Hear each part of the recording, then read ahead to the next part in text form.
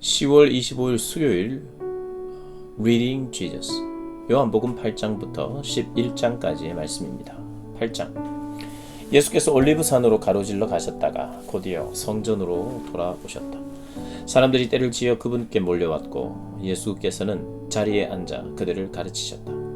종교학자와 바리새인들이 간음하다가 붙잡힌 한 여자를 끌고 왔다. 그들은 모든 사람이 잘 볼 수 있도록 여자를 세워놓고 말했다. 선생님, 이 여자가 간음하다가 현장에서 잡혔습니다. 모세는 율법에서 이런 자들을 돌로 치라고 명령했습니다. 선생님은 뭐라고 하겠습니까? 그들은 예수를 함정에 빠뜨려 뭔가 책잡을 만한 발언을 하도록 유도했다. 예수께서 몸을 굽혀 손가락으로 땅에다 뭔가를 쓰셨다. 그들은 계속해서 그분을 다그쳤다. 예수께서 몸을 펴고 일어나 말씀하셨다. 너희 가운데 죄 없는 사람이 먼저 돌로 쳐라. 그런 다음 다시 몸을 굽혀 땅에다 뭔가를 더 쓰셨다. 사람들이 이 말을 듣고는 가장 나이 많은 사람부터 시작해 하나 둘씩 자리를 떠났다. 그 여자만 홀로 남자 예수께서 일어서서 여자에게 말씀하셨다. 여자여, 사람들이 어디 있느냐? 너를 정죄하는 사람이 너무 아무도 없느냐? 아무도 없습니다, 주님. 나도 너를 정죄하지 않겠다. 예수께서 말씀하셨다. 네 갈 길을 가거라. 이제부터는 죄를 짓지 마라. 예수께서 다시 사람들에게 말씀하셨다. 나는 세상의 빛이다. 나를 따르는 사람은 아무도 어둠 속에서 넘어지지 않는다. 나는 그에게 빛을 풍성히 주어 그 속에서 살게 한다. 바리새인들이 의의를 제기했다. 우리가 들은 것은 당신 말이 전부요. 우리는 당신의 말보다 더한 것이 필요하오. 예수께서 대답하셨다. 너희가 들은 것이 내 말뿐이라니. 너희 말이 맞다. 그러나 너희는 내 말이 참되다는 것을 믿고 의지해도 좋다. 나는 내가 어디에서 왔고 어디로 가는지 알지만 너희는 내가 어디에서 와서 어디로 가는지 알지 못한다. 너희는 너희가 보고 만질 수 있는 것에 근거해서 판단하지만 나는 그런 식으로 판단하지 않는다. 설령 내가 판단하더라도 내가 하는 판단은 참되다. 그것은 내가 좁은 경험에 근거해서 판단하지 않고 나를 보내신 크신 아버지 안에서 그분과 함께 판단하기 때문이다. 이것으로 두 증인의 증언은 믿어도 된다고 한 하나님의 율법의 요건이 충족된 것이다. 너희가 들은 내 말이 그러하다. 나도 너희에게 말하고 나를 보내신 아버지께서도 너희에게 말씀하시기 때문이다. 그들이 말했다. 당신의 아버지라는 분이 어디 있어? 예수께서 말씀하셨다. 너희가 나를 보면서도 나를 알지 못하는데 어찌 아버지를 알기 바라느냐? 너희가 나를 알았다라면 아버지도 알았을 것이다. 이것은 예수께서 성전 헌금함 근처에서 가르치시며 하신 말씀이다. 아무도 그분을 잡는 사람이 없었다. 아직 그분의 때가 되지 않았기 때문이다. 예수께서 이전에 말씀한 내용을 다시 말씀하셨다. 나는 이제 곧 떠나고 너희는 나를 찾으려고 할 것이다. 하지만 너희는 그렇게 하다가 하나님을 놓치고 죽음이라는 막다른 길로 치닫게 될 것이다. 너희는 나와 함께 갈 수 없다. 유대인들이 말했다. 그렇다면 이 사람이 자살하겠다는 말인가? 너희는 나와 함께 갈 수 없다는 말이 그런 뜻인가? 예수께서 말씀하셨다. 너희는 이 세상에 매여 있지만 나는 너희가 볼 수 있는 세상, 그 너머의 세상과 연결되어 있다. 너희는 눈으로 보고 손으로 만지는 육신의 차원에서 살고 있지만 나는 다른 차원에서 살고 있다. 바로 그런 이유로 내가 너희에게 너희는 하나님을 놓치고 있다고 말한 것이다. 너희는 죽음이라는 막다른 길에 있다. 내가 누구인지 말하는데도 너희가 믿지 않으면 너희는 죄로 인해 죽음이라는 막다른 길에 있는 것이다. 너희는 지금 너희 삶에서 하나님을 놓치고 있다. 그들이 예수께 말했다. 도대체 당신은 누구요? 예수께서 말씀하셨다. 내가 처음부터 말한 그대로다. 나는 너희에 대해 할 말도 많고 심판할 것도 많다. 그러나 나에게 말과 행동을 명령하신 분의 참되심을 너희가 인정하지 않으면 아무 소용이 없다. 너희는 내가 아니라 나를 보내신 분을 문제 삼고 있는 것이다. 그들은 여전히 예수께서 아버지를 두고 하신 말씀을 알아듣지도 깨닫지도 못했다. 예수께서 다시 말씀하셨다. 너희는 인자를 들어 올리고 나서야 내가 누구인지 알게 될 것이다.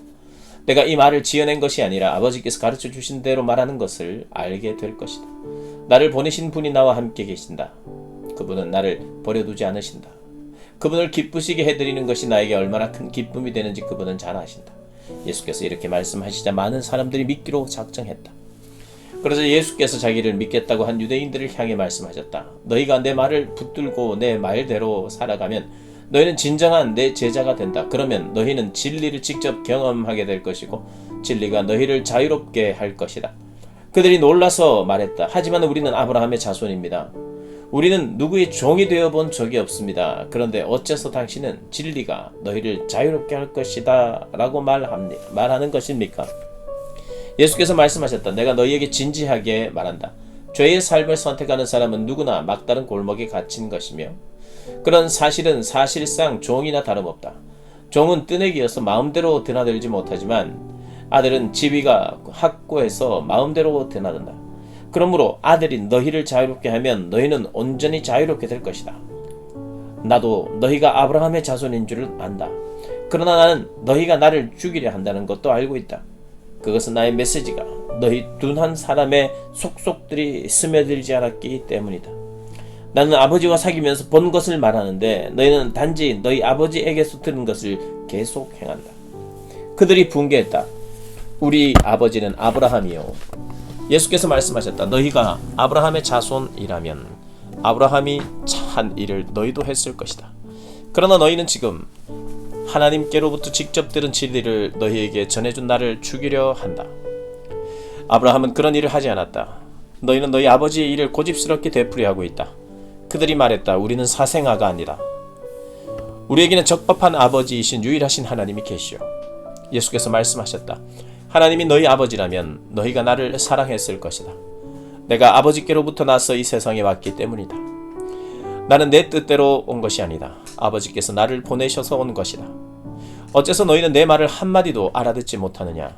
그것은 너희가 내 말을 감당할 수 없기 때문이다. 너희는 너희 아버지인 마귀에게서 났고 너희가 하려는 일은 온통 그를 기쁘게 하는 것뿐이다. 마귀는 처음부터 살인자였다. 그가 진리를 견디지 못하는 것은 그 속에 진리가 조금도 없기 때문이다. 그 거짓말쟁이는 말할 때마다 자기 본성에 따라 말을 만들어내고 그 거짓말로 온 세상을 가득 채운다. 내가 와서 너희에게 명백하게 진리를 말해도 너희는 나와 관계하려고 하지 않는다. 너희 가운데 내가 그릇된 말이나 죄악된 행동을 하나라도 했다고 입증할 수 있는 사람이 있느냐? 내가 진리를 말하는데도 너희는 어째서 나를 믿지 않느냐? 하나님과 한편에 있는 사람은 누구나 하나님의 말씀을 듣는다. 너희가 듣지 않는 것은 하나님과 한편에 있지 않기 때문이다. 그러자 유대인들이 말했다. 당신의 말로 모든 것이 분명해졌소. 우리가 당신을 사마리아 사람이라고 하고 미치고 귀신 들렸다고 한 것이 처음부터 옳았소. 예수께서 말씀하셨다. 나는 미친 것이 아니다. 나는 다만 내 아버지를 영화롭게 하고 있는데 너희는 나를 모욕하고 있다. 나는 내 자신을 위해서는 아무것도 구하지 않는다. 그러나 여기에 영광스럽고 큰 일을 계획하시고 그 일을 하기로 작정하신 분이 계시는데 그분은 하나님이시다. 내가 아주 확신 있게 말한다. 너희가 내 말대로 행하면 결코 죽음을 대면하지 않을 것이다. 이때 유대인들이 말했다. 당신이 미쳤다는 것을 이제 알았소. 아브라함도 죽었고 예언자들도 죽었소. 그런데도 당신은 내 말대로 행하면 결코 죽음을 대면하지도 맛보지도 않을 것이다 라고 말하다니. 당신이 아브라함보다 크다는 말이요. 아브라함도 죽었고 예언자들도 죽었어. 당신은 자신이 누구라고 생각하는 거요? 예수께서 말씀하셨다. 내가 사람들이 이목을 내 자신에게로 끌려고 한다면 그것은 헛된 일로 끝나고 말 것이다.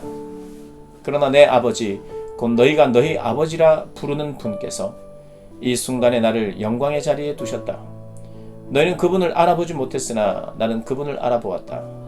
내가 겸손한 척하며 무슨 일인지 모르겠다고 말하면 나도 너희와 같은 거짓말쟁이가 되고 말 것이다.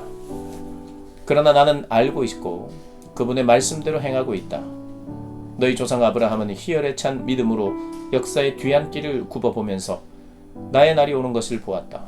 그는 그날을 보고 크게 기뻐했다. 유대인들이 말했다. 당신이 50살도 되지 않았는데 아브라함이 당신을 보았다는 말이오. 예수께서 말씀하셨다. 나를 믿어라. 나는 아브라함이 있기 오래전부터 존재했다. 그 말에 그들이 폭발하고 말았다.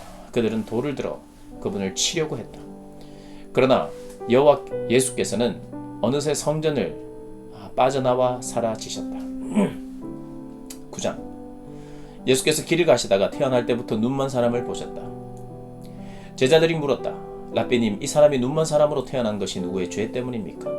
이 사람 때문입니까? 이 사람의 부모 때문입니까? 예수께서 말씀하셨다. 탓할 사람을 찾으려고 하니 너희의 질문이 잘못되었다. 이 일에 그런 식의 인과 관계는 없다. 차라리 너희는 하나님께서 어떤 일을 하시는지를 주목해보아라. 우리는 나를 이 세상에 보내신 분을 위해 해가 비치는 동안 활기차게 일해야 한다. 밤이 되면 일할 시간이 끝난다. 내가 이 세상에 있는 동안은 빛이 풍성하다. 나는 세상의 빛이다.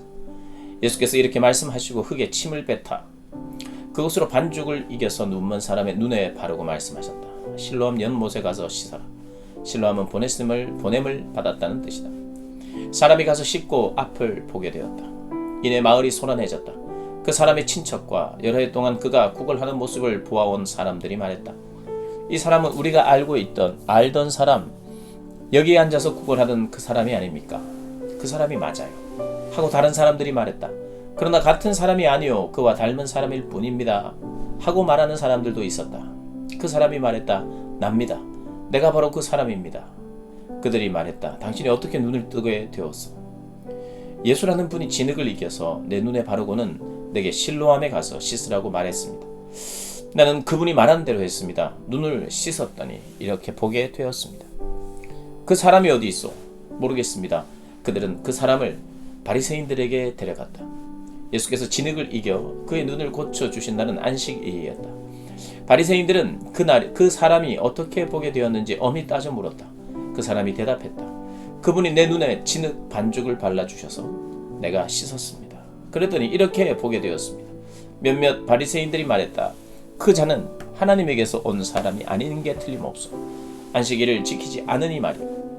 그러자 다른 이들이 반박했다. 그렇다면 악한 사람이 어떻게 하나님을 드러내는 이런 기적을 행할 수 있겠어? 그들 사이에 의견이 갈렸다. 그들이 다시 눈먼 사람에게 가서 말했다. 당신이 잘 알 테니 말해보시오. 그가 당신의 눈을 뜨게 해 주었어.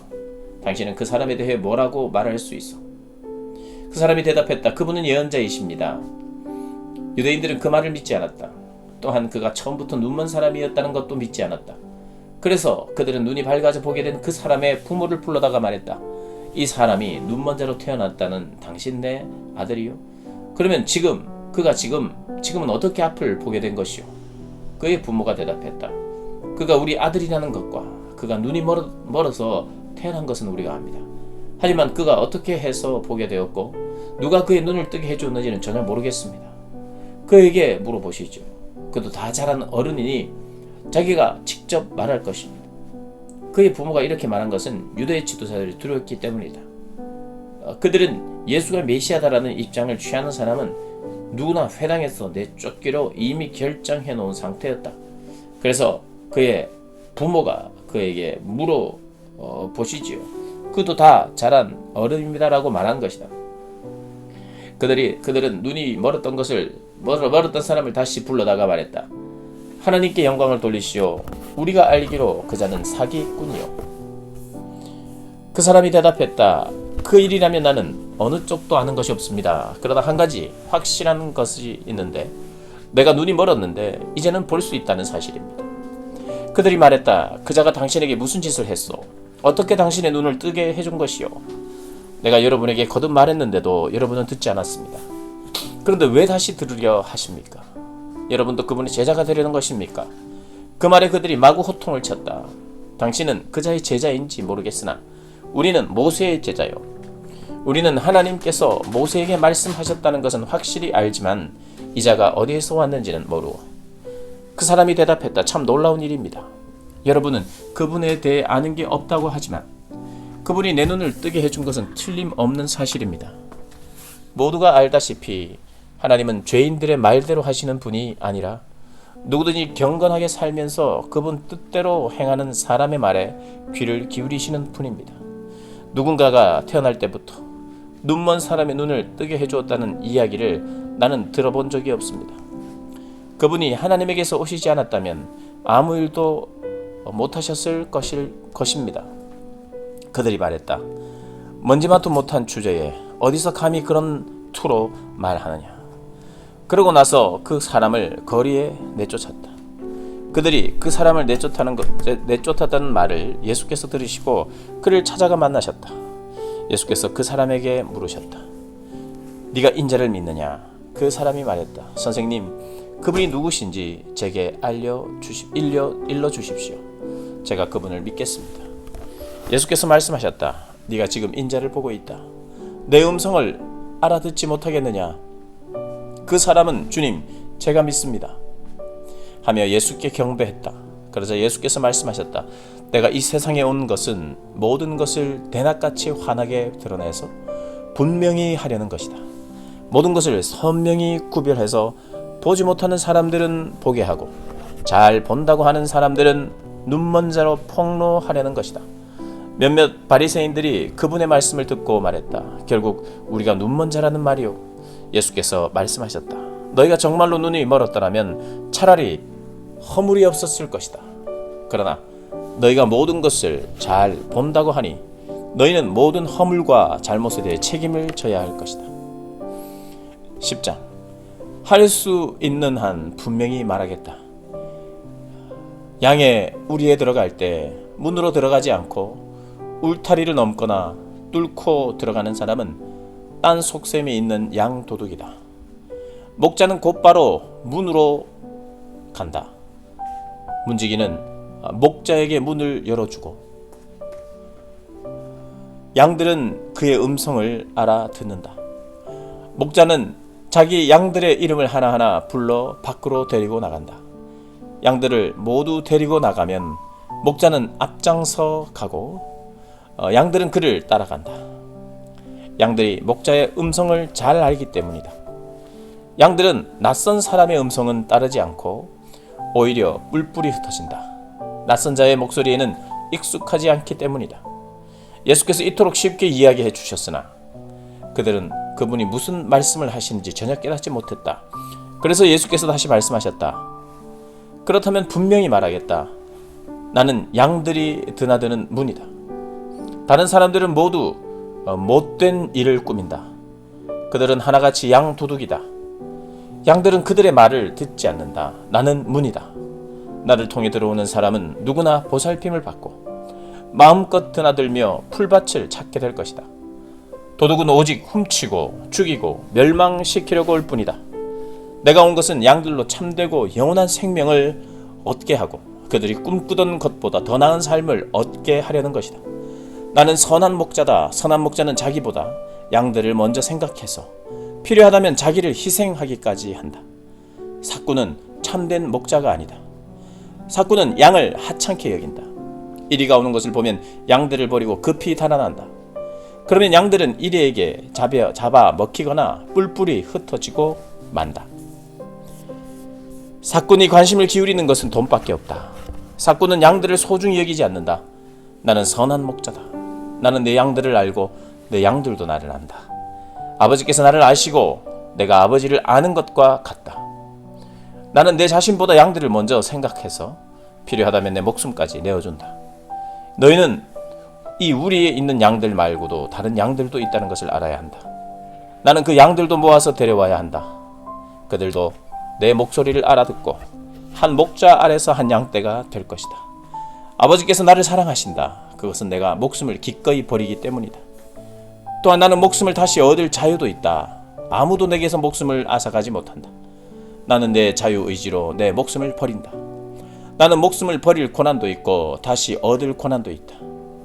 나는 이 고난을 내 아버지에게서 직접 받았다. 이 말씀 때문에 유대인들 사이에 또다시 의견이 갈렸다. 그들 중 많은 사람들이 말했다. 그는 미치광이요. 완전히 제 정신이 아닙니다. 무엇 때문에 그의 말을 듣고 있는 거요. 그러나 다른 사람들은 그렇게 생각하지 않았다. 이것은 미친 사람의 말이 아니요. 미치광이가 눈먼 사람의 눈을 뜨게 할 수 있겠소. 바로 그 즈음에 사람들이 예루살렘에서 하누카 성전 봉헌제를 지키고 있었다. 때는 겨울이었다. 예수께서 성전 안에 있는 솔로몬 회랑을 거닐고 계셨다. 유대인들이 그분을 애워싸며 말했다. 당신은 언제까지 우리로 추측만 하게 만들 작정이요? 당신이 메시아라면 속 시원하게 말해 보시오. 예수께서 대답하셨다. 내가 말했지만 너희는 믿지 않았다. 내가 행한 모든 일은 내 아버지께서 인정해 주시는 것이며 그것은 말보다 더 분명한 증거다. 너희가 나를 믿지 않는 것은 내 양이 아니기 때문이다. 내 양들은 내 목소리를 알아듣는다. 나는 내 양들을 알고 내 양들은 나를 따른다. 나는 그들에게 참되고 영원한 생명을 준다. 그들에게는 파괴자의 손길이 결코 닿지 못할 것이다.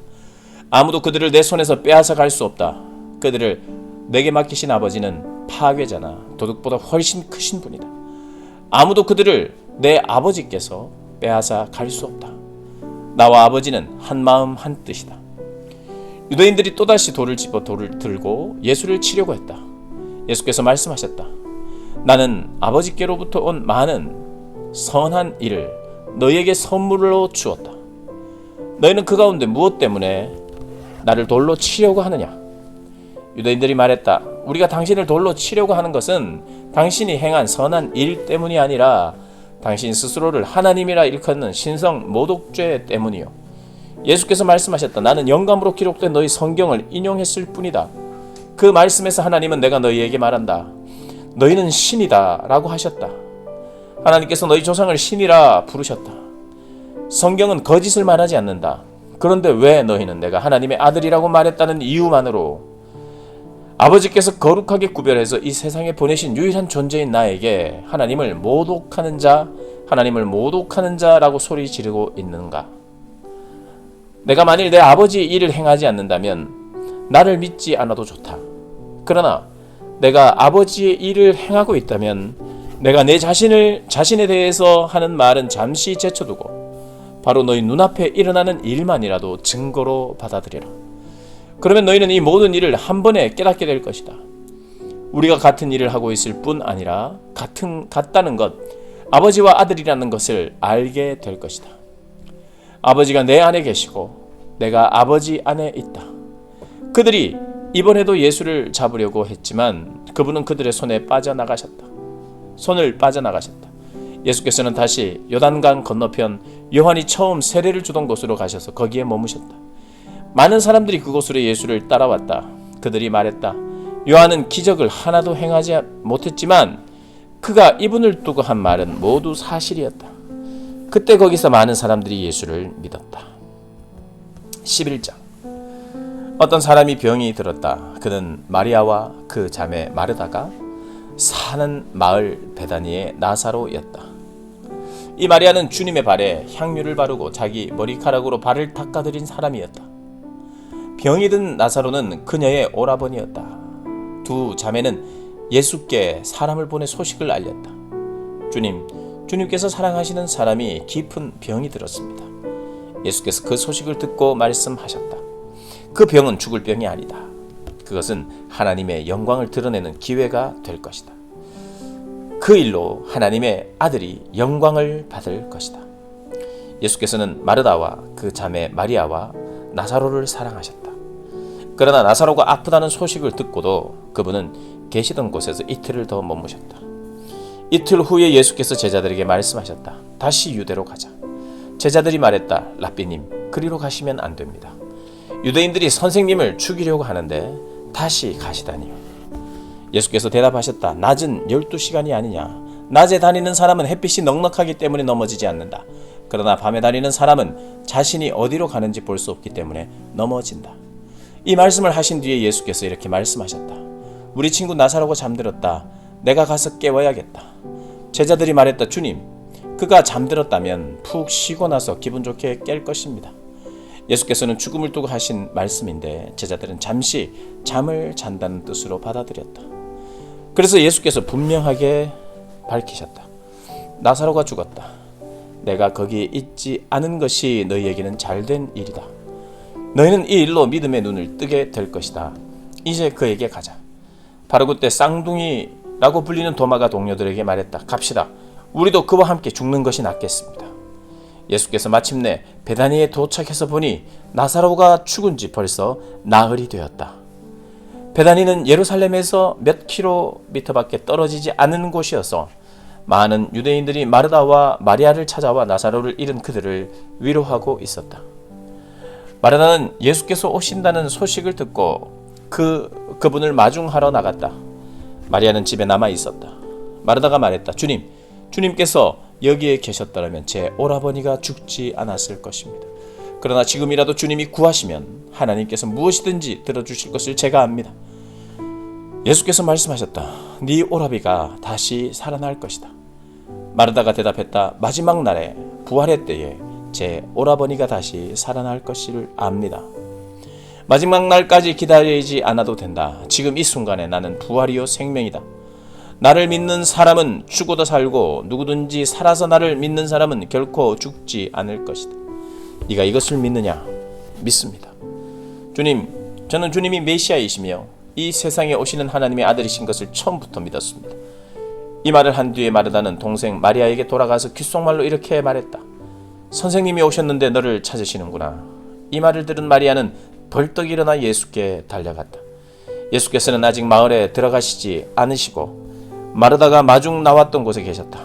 마리아를 위로하던 유대인 친구들은 그녀가 달려가는 것을 보고 그녀가 무덤에 가서 물려는가 생각하고 따라 나섰다. 마리아는 예수께서 기다리고 계신 곳에 가서 그분 발 앞에 엎드렸다. 주님이 여기에 계시기만 했어도 제 오라버니가 죽지 않았을 것입니다. 마리아와 함께 온 유대인들도 울었다. 그 모습을 보시며 그분 안에 있는 분노가 북받쳐 올랐다. 예수께서 말씀하셨다. 그를 어디에 두었느냐?